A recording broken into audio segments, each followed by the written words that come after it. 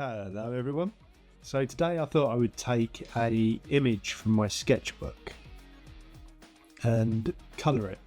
Apologies, I do have a cold, which is why my voice is so rubbish. But yeah, so I thought I'd do this woman, and I've nicknamed it the Horror.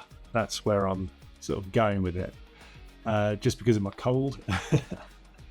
So yeah, she's some kind of schoolgirl. I've been watching All of Us Are Dead on Netflix, which has been quite fun.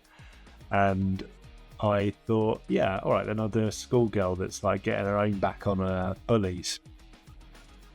So with what I've done is I've just taken a picture of my sketch on my phone. I've got an iPhone 14 Pro, and then I've just taken that picture, put it into Photoshop, and begun the process. So I did the magic wand around the outside, and then used the lasso tool to just sort of get everything else I wanted into the image, and then inverted it.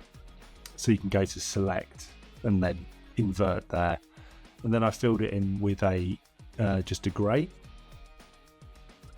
and proceeded from there. So I did flats. I don't usually sort of do this process, but I've had a bit of a game changer. I've been away for a while, just kind of processing things.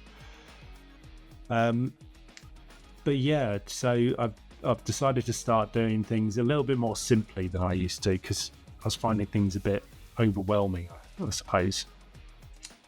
So yeah, I basically do a grey over the top, and then do another layer which will be like the skin, the hair, the shirt, the trousers, yeah, so on.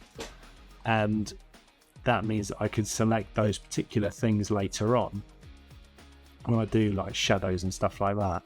So I've been watching a few YouTube videos and things like that of other people's work, and there's a graphic designer that I like. I think his name's Hardy Fowler, and he's really sort of like inspired me again. I was sort of flagging it, I suppose, burnout, I reckon. And yeah, so what his process was do all the flats, and then afterwards do a shadow layer where you highlight your grey block and get the marching ants on that. Then go onto a new layer, fill it in with a dark colour, then do a mask, invert the mask, and then you can start painting back with a white brush, all the shadows where you want them.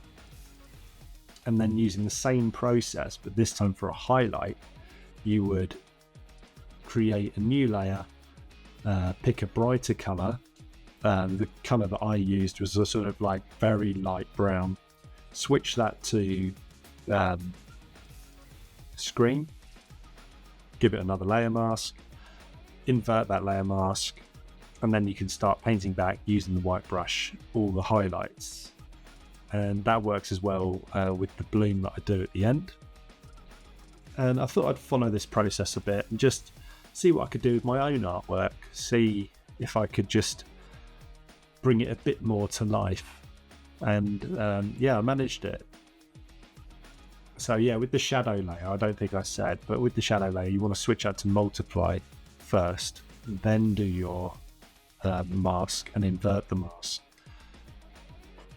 And then it just does all the dynamic changes on the colours that you've already put there. So you don't need to worry about picking loads of different colours. It will dynamically do it. So, you know, if you've got like a skin tone, it'll just do a darker skin tone. If you've got, you know, dark hair, it'll do even darker than that.